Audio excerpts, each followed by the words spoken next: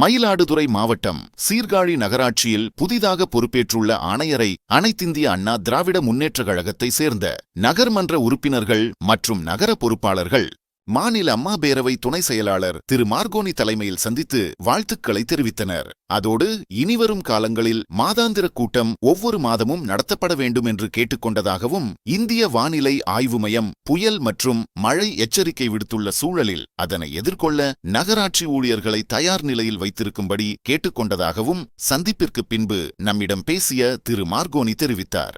சீர்காழி நகராட்சி ஆணையரை பார்க்கறதுக்கு அதிமுக அண்ணா திராவிட முன்னேற்றக் கழகத்துடைய நகரமன்ற உறுப்பினர்களும் நகர பொறுப்பாளர்களும் வந்திருந்தோம். அதாவது மாதாந்திர கூட்டம் வந்து இங்கே சீர்காழி நகராட்சியில் இது வரைக்கும் ஒவ்வொரு மாதம் வருஷத்தில் 12 மாதம்னா 3 கூட்டம் தாங்க நடக்கும். ஒரு வருஷத்துக்கு 3 மாதத்துக்கு ஒரு தான் கூட்டம் நடக்கும். மாதாந்திர கூட்டம் நடக்காது.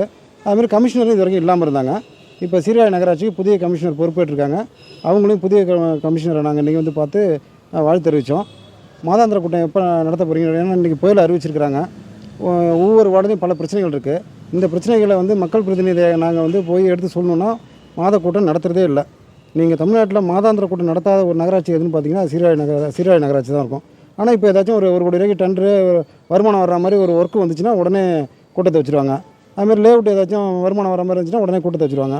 ஆனால் மக்கள் பிரச்சனைக்காக வந்து கூட்டம் வைக்க மாட்டாங்க. இன்றைக்கி இவ்வளோ பெரிய இஷ்யூ மழை, இந்த மாதம் வந்து மழை காலம். இந்த மழை காலத்தில் எவ்வளோ அவேர்னஸாக இருக்கணும், மக்கள் பிரதிநிதிக்கு பக்கத்தில் ஒரு நகரமன்றம் துணையாக நிற்கணும், எல்லா ஃபோர்ஸையும் இறக்கி விடணும், கொசு மருந்து அடிக்கணும், மரங்கள் வெட்டி வைக்கணும், எலக்ட்ரிக்கல் லைனை வந்து சரியாக இருக்கான்னு செக் பண்ணணும். இதை மாதிரி எந்த வித அடிப்படை தேவைகளையும் கொஞ்சம் கூட சிந்தித்து பார்க்காத ஒரு நகரமன்றம் எங்கள் சீர்காழி நகரமன்றம் தான்.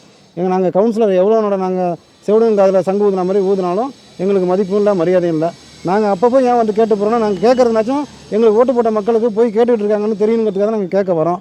ஆனால் இப்போ புதுசாக வந்திருக்க கமிஷனர் வந்து செவி சாய்த்து என்னுடைய கோரிக்கையை ஏற்று இந்த மாதாந்திர கூட்டம் இந்த நடத்த முடியலைங்க, இதை வந்து தவறாக எடுத்துக்கணும், அடுத்த மாதம் ஃபஸ்ட்டு வீக்கில் நடத்தணும்னு சொல்லியிருக்கிறாங்க. இருந்தாலும் மழையில் வந்து நாளைக்கு மக்களுக்கு வந்து நகரமன்றத்தில் உள்ள எல்லா ஊழியர்களும் அவேர்னஸாக இருக்கணுங்கிறதையும் அறிவுறுத்திட்டு நாங்கள் வந்திருக்கோம்.